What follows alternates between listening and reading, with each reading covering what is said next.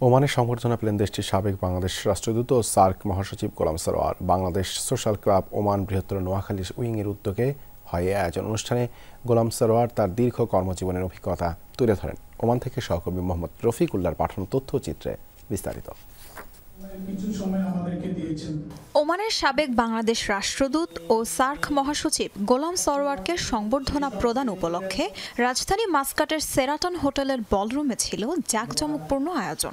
Gulf এক্সচেঞ্জের সৌজন্যে এই অনুষ্ঠানে উপস্থিত ছিলেন নোয়াখালী উইংয়ের সদস্যসহ ক্লাবের অন্যান্য কর্মকর্তারা।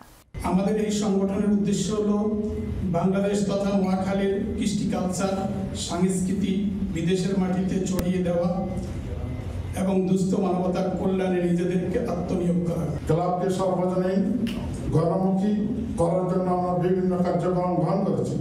বিভিন্ন শাখা উইংসের মাধ্যমে সারা ওমান ব্যাপী কার্যক্রম বিস্তৃত লাভ করে। রিফর্ম, রিবিল্ড এবং রিকনস্ট্রাকশনের জন্য প্রয়োজন ম্যান, মেশিন এবং মানি। প্রবাস থেকে আমরা শুধু মানি তথা বৈধ রিমিটেন্সের মাধ্যমে দেশকে অর্থনৈতিক সমৃদ্ধির উপরতর সোপানে নিয়ে যেতে পারবো। নোয়াখালী উইংয়ের সভাপতি সেলিমউদ্দিন সেলিমের সভাপতিত্বে ভারপ্রাপ্ত সাধারণ সম্পাদক আব্দুল কাদেরের পরিচালনায় সভায় বাংলাদেশ সোশ্যাল ক্লাব ওমানের কাজের বিবরণ তুলে ধরেন ক্লাবের চেয়ারম্যান সিরাজুল হক। বেশ কিছু এখানে কলেজ ইউনিভার্সিটির সাথে আমাদের এগ্রিমেন্ট আছে। আমাদের বাংলাদেশি বাচ্চারা যখন ওখানে পড়তে যাবে, ক্লাবের একটা চিঠি নিয়ে গেলে ওখানে 10% বা 15% ডিসকাউন্ট থাকে এবং অনেকগুলো ক্লিনিকের সাথে আমাদের এগ্রিমেন্ট আছে।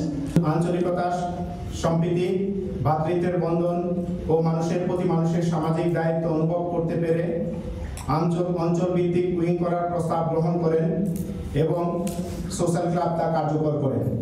সভায় প্রধান অতিথি গোলাম সরোয়ার নিজের 3 দশকের কর্মজীবনের অভিজ্ঞতা তুলে ধরেন। প্রবাসীদের কল্যাণে কাজ করার প্রত্যয়ও ব্যক্ত করেন তিনি। আমি একজন বাংলাদেশ সরকারের কর্মকর্তা হিসাবে, একজন বাংলাদেশি কূটনীতিক হিসাবে 33 বছরের বেশি আমার কর্মজীবন সমাপন করে এখন 34 বছর চলছে।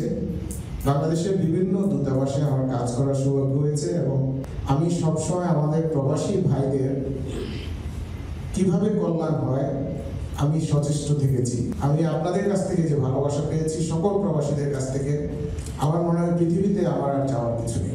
সার্ক মহাসচিবের পাশাপাশি এই আয়োজনে সম্মাননা দেয়া হয় বৃহত্তর নোয়াখালী অঞ্চল থেকে নির্বাচিত সিআইপি ও অন্যান্য কৃতি প্রবাসীদের।